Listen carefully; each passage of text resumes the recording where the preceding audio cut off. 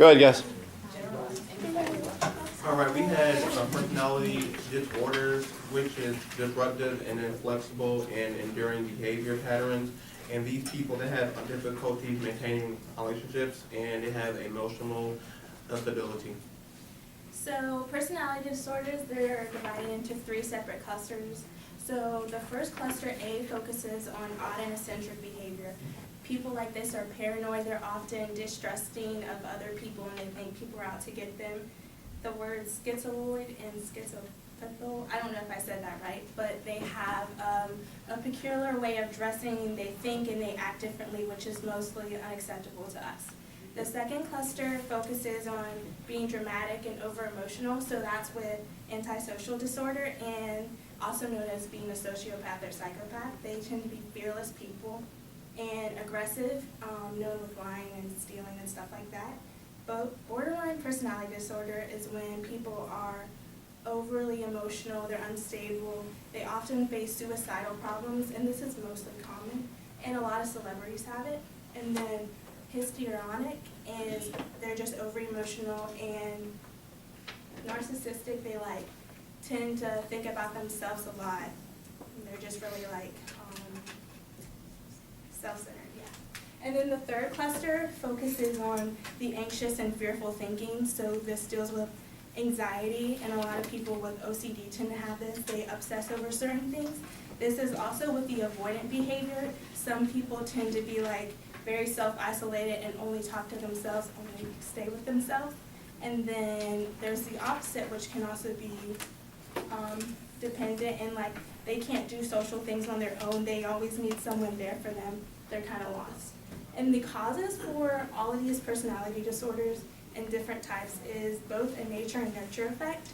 So genetics is from your temperament and the traits you get from your parents. So some people are born with traits to be shy or extroverted or outgoing, that kind of thing. And then their their nurture. So how they grew up, if they grew up in a bad home or a poor community or maltreatment or abuse, they tend to also show that feelings later on in life.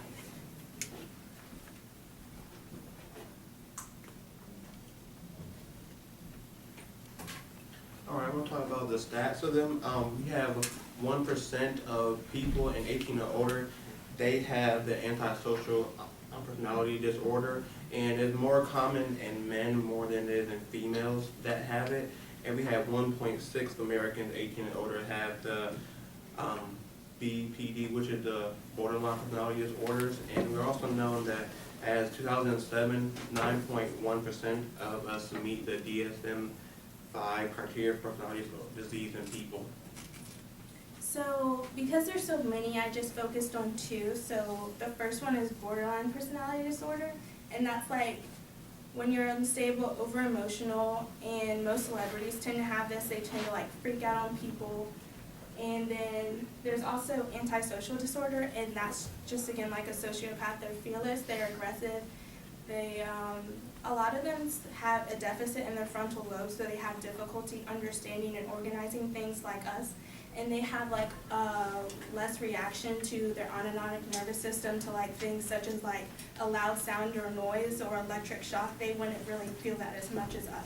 So they're just really no conscious, no emotion, just kind of there. They just do things regardless. And an example of that would be Ted Bundy. He's a serial killer, and he was a psychopath, and he killed over 20 girls, but they said under the record probably 50 or more, and he did it without remorse. So this is just a video on him. Psychopathy is a personality disorder where individuals lack any Can turn it up just a little bit. for guilt, remorse, or regard for the feelings of others. Think about empathy in a psychopath this way. If you had a Kleenex tissue this morning and you disposed of that Kleenex in the trash can, are you thinking about that Kleenex? Are you thinking about what life could have been like for that little Kleenex just had you not tossed it away? The analogy is, this is how a psychopath thinks about their victims. They think about it like we think about that Kleenex. There's just nothing there. And that's stunning. While studying prisoners in 1980, a psychologist by the name of Dr. Robert Hare observed that a small number of the inmates didn't show human emotions like love and fear, and were probably psychopaths. Based on these observations, Hare developed the psychopathy checklist, which evaluates people based on 20 basic traits, including lying, lack of remorse, and superficial charm. The list is useful in identifying psychopaths who are already behind bars.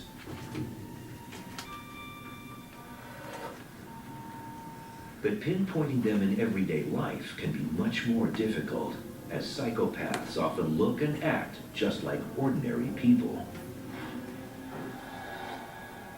Notorious serial killer Ted Bundy is a perfect example.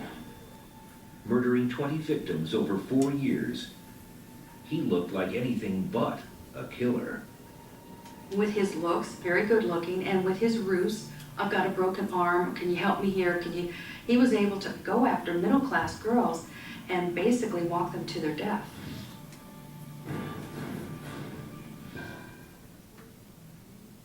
So that's just kind of an example, tell some common traits of a psychopath, which would fit into the antisocial personality disorder.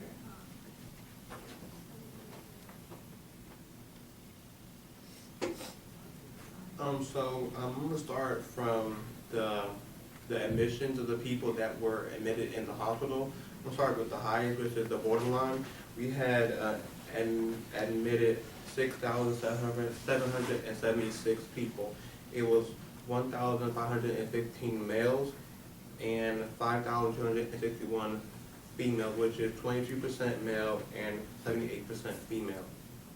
And we have, our lowest one is the OCD. We have 16 admitted. We have 11 males and 5 females, and 69% females, and 31% males that were admitted.